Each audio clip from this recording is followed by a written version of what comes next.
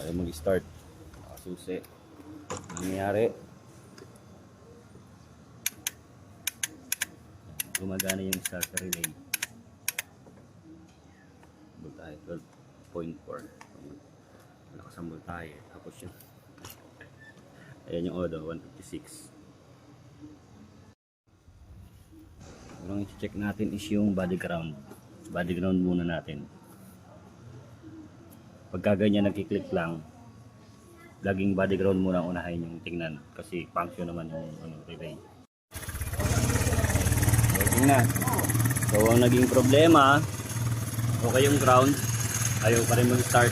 Ang naging problema, starter motor. Ay starter motor mo. May dala akong spare. Yeah.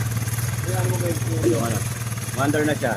So hindi siya yung lang kasi kahit na may ground ka, tsaka may kuryente ka, kung sira na may starter motor mo, hindi rin naandar. So kapag ganito ang nangyari sa inyo at biglang hindi siya nag-push start at hindi nyo naman alam kung paano gawin o solusyonan, mas mabuti pang huwag nyo nang pilitin mapa-start. Kasi ang mangyayari niyan, imbis na ang problema mo lang is katulad niyan, starter motor lang.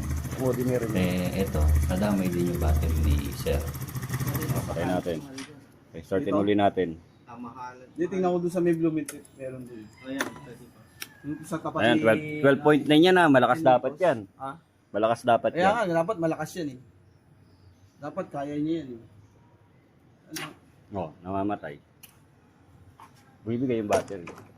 Pero pag ito, ginajumper natin itong battery. May start eh.